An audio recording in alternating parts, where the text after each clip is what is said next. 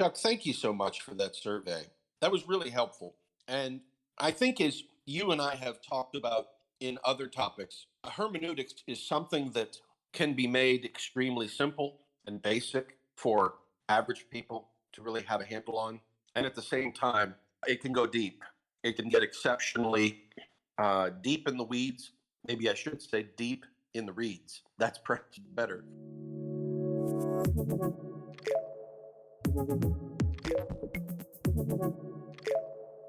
Brock and Chuck discuss an interesting point of interpretation, examining a point from Hans-Georg Gadamer, today on generous theology.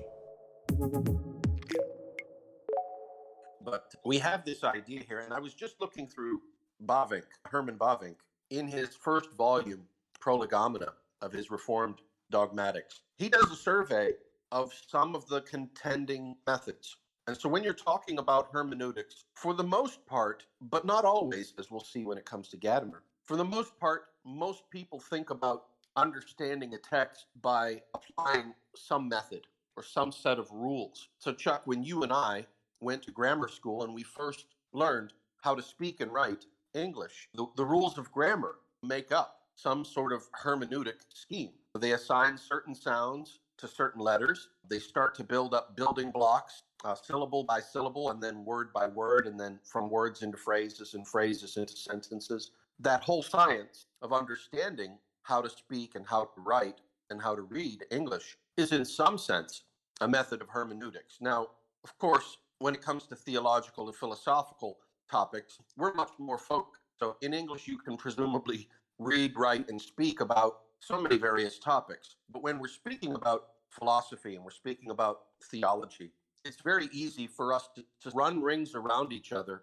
if, when I say a particular phrase or sentence or thing, concept or principle, one thing, but then when you hear me say that phrase, instead of thinking the thing that's in my head, you're thinking about what's in your head.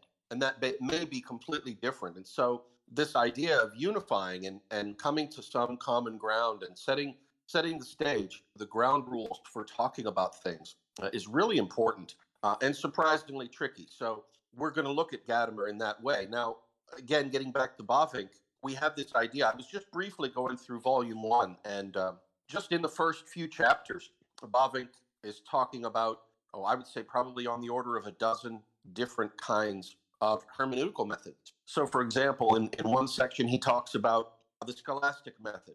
In another place, he talks about the allegorical method. In another place, he talks about classical theism, or what some people today call the grand tradition. And those are some particular methods within Christianity. Now, contrast that with somebody like Gadamer, who's from the phenomenological side, who comes out of the German tradition of the humanities from the 19th century, which you and I studied a little bit together. And it's basically, he comes out of this tradition that's broadly called, and I'm going to say this German term, and forgive me if I mess it up, but Geisteswissenschaften.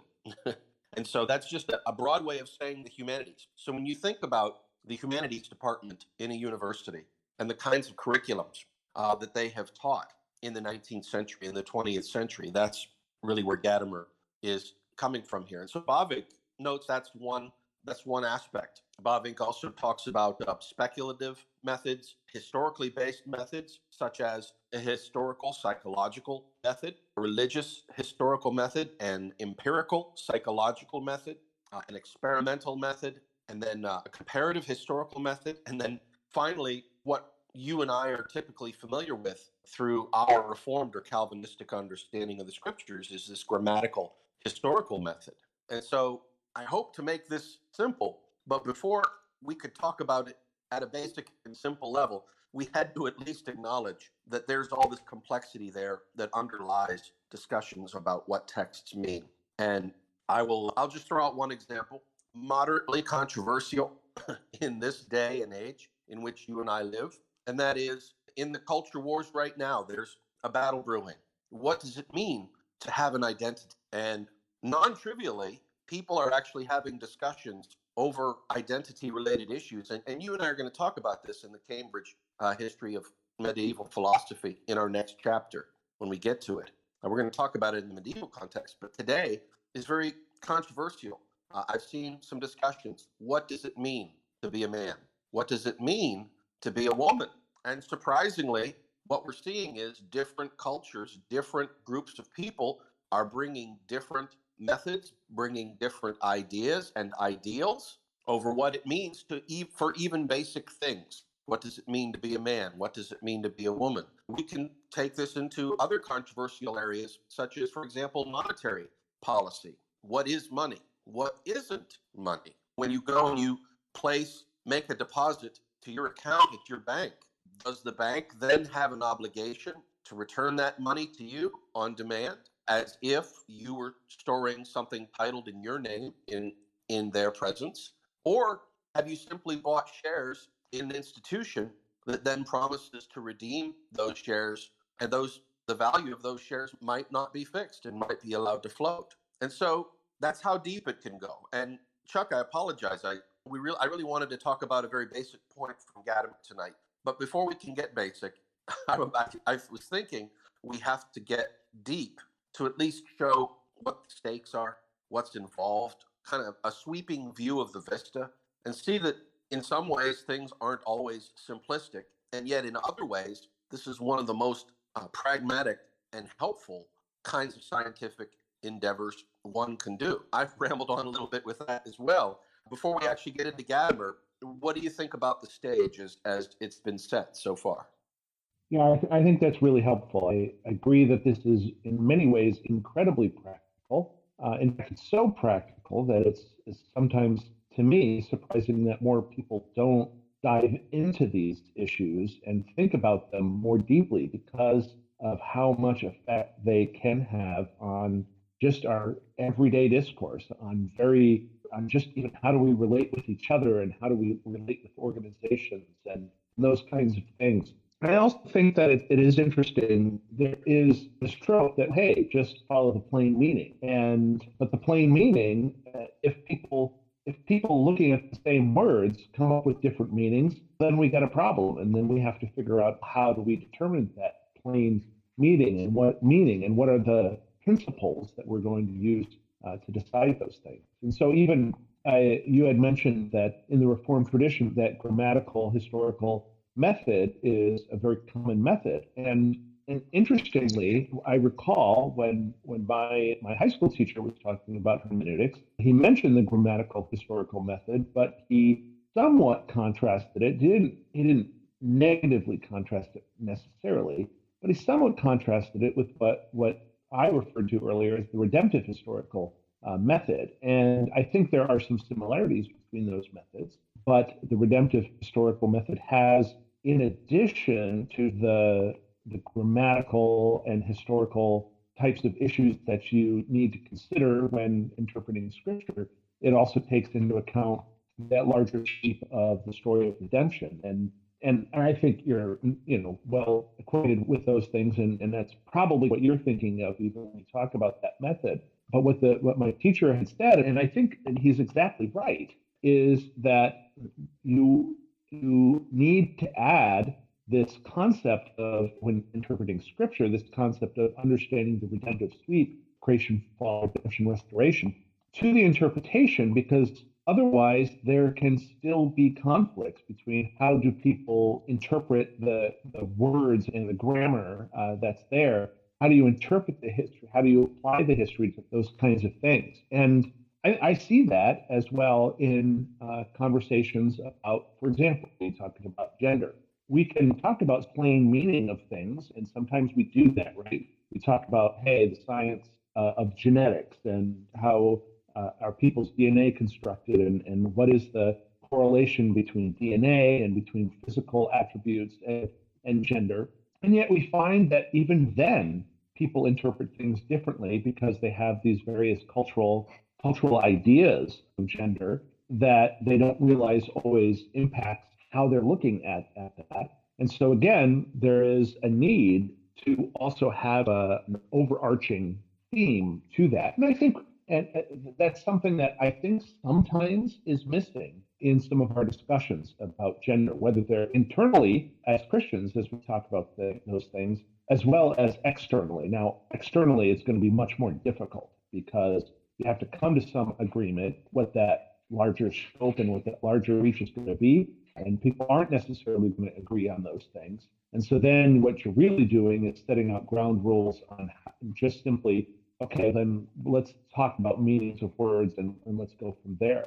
But within the Christian world, at least, I think there is some necessity to think about the entire suite of creation and what was God's intent in creation and creating us male and female, and what does Scripture tell us about that? What does the fact that we're created in a particular way? What is the fact that we hear that in the new heavens and the new earth, there won't be any marriage or giving in marriage, and what does that mean about gender? Those kinds of things are really important things that we need to discuss as well. So yeah, it can be, as you noted, not only very practical, but it can be rather complex, and it can take a lot of work just to even have basic conversations with people who come from completely different frameworks than those that we have.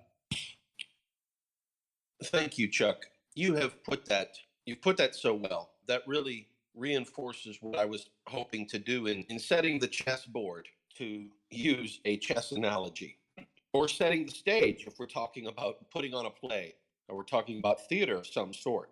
Now, to get into a specific aspect of where Gadamer is going to come from, and again, I'm still in the preface. And so, Chuck, if you look at the fifth slide, so slide number 5 of the Gadamer slides that I shared with you, I was originally going to read 4 slides preceding this fifth slide, and we may still go back to touch on a point or two there, but to keep things basic and to keep things very introductory, I just wanted to draw a distinction about an important aspect of hermeneutics that everyone has to wrestle with. And so let me read from this preface, and I'll read most of this particular paragraph, and then we will unpack it to see the basic problem that everybody has to solve, not just Christians, not just non-Christians, but everybody has to find some answer. Nobody gets away or gets out of having to provide some accounting for meaning in texts based on this. Chuck, do you have that fifth slide available or up for you to see there? Or is it hidden? Yes, I do. I just, because I'm on my phone, it takes me a little bit to swipe back over to turn my mic back on. But yes, I do have that done. Okay, thank you. No problem, my friend. So let me read from this slide. It says, hermeneutics has its origin in breaches in intersubjectivity. Its field of application is comprised of all those situations in which we encounter meanings that are not immediately understandable, but require interpretive effort. And so let me stop right there. Hermeneutics has its origin in breaches in intersubjectivity. Its meaning includes those situations in which we encounter meanings that are not immediately understandable, but require interpretive effort. What's that trying to say? If I'm speaking to somebody outside of my group, or perhaps let's start another way. If I'm speaking to somebody in my group, now here I'm thinking about my tight peer group of people who are in my sort of inner circle. These are people who know me and know me well. And when I say what I say, I might say it with a lisp or with an accent. My grammar may be good, my grammar may be bad, my vocabulary may be good or bad. But in general, in an intersubjective sense, people who are in my tribe, or people whose tribe I am in, if you want to put it that way, tend to find it easier to talk with each other.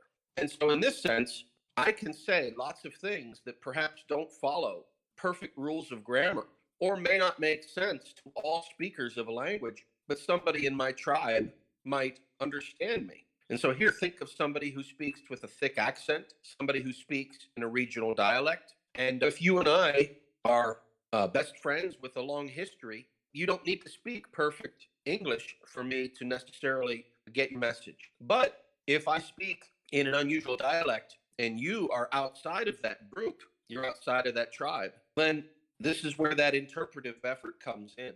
And so, in the sense that I agree with it, I do agree with intersubjectivity as a hermeneutical foundational problem in that sense. Now, of course, I don't agree with where intersubjectivity has gone in the culture wars, in a more socialist sense, in a more standpoint epistemology sense, in a more secular framework. But I do agree that we have here, when you and I speak to each other, if we're not in the same tribe, then you need to apply some effort to understand me. And so the preface continues. The earliest situations in which principles of interpretation were worked out were encounters with religious texts whose meanings were obscure or whose import was no longer acceptable unless they could be harmonized with the tenets of this faith. So, what's the author of the preface writing about here? The author is writing about a historical situation where religious content is being transmitted from one set of people to another set. And in the translation, there's effort required. Either the method isn't clear or the content being communicated doesn't harmonize with the way the people trying to learn the content understand the world. Now, let me continue the paragraph. But this alienation from meaning, and this is the key term, alienation from meaning, can occur just as well while engaging in direct conversation, experiencing a work of art, or considering historical actions. In all of these cases, the hermeneutical has to do with bridging the gap between the familiar world in which we stand and the strange meaning that resists assimilation into the horizon of our world. So listen to that. That is a really interesting way of phrasing the basic hermeneutical problems that we face. Now, there's some things I like about this paragraph. There are some things that I'll have concerns with. And I think we can talk about together and as Reformed Christians, some of the dangers with some of this language and some of this stage setting that the author of the preface is giving to us. And in particular, the basic principle here is this idea of this alienation from meaning. And so this is the idea that I'm communicating to you. And let's say I'm communicating to you through a text. Now, again, if we're buddies, if we're best friends, if we're very close in our tribal relations, perhaps the communication goes smoothly and easily. But if there's any sort of distance there, then you and I have to exert effort to communicate with each other.